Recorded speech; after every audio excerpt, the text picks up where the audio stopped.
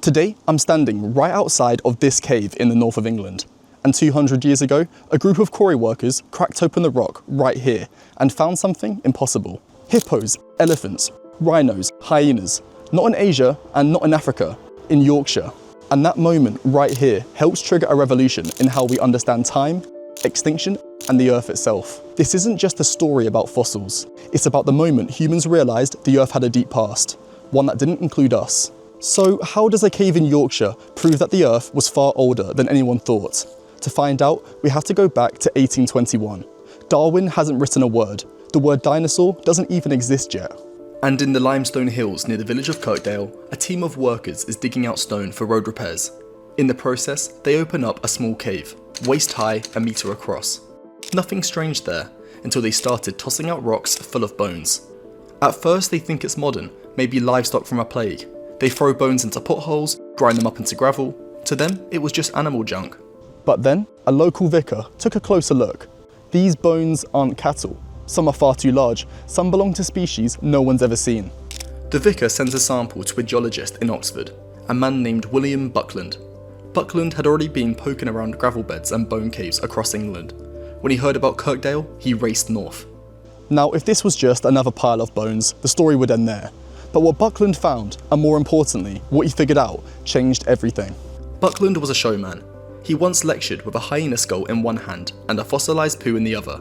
But he was also one of the first scientists to try and reconstruct past ecosystems, to treat fossils as evidence, not just curiosities.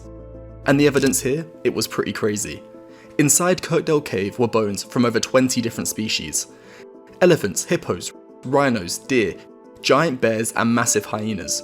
Not one or two, hundreds. But how did they get here? At first, Buckland believed what many others believed, that they'd been swept in by a giant flood. Maybe the flood. Biblical, universal, catastrophic. But the cave told a different story. The entrance was far too small for a full animal carcass to float in. There was no water-worn gravel, and the bones had bite marks, distinctive ones. Then Buckland noticed small, round, white balls scattered throughout the cave. He suspected they were droppings and had them tested. He even went to a London zoo to compare them to fresh hyena dung. They matched, and suddenly it all clicked.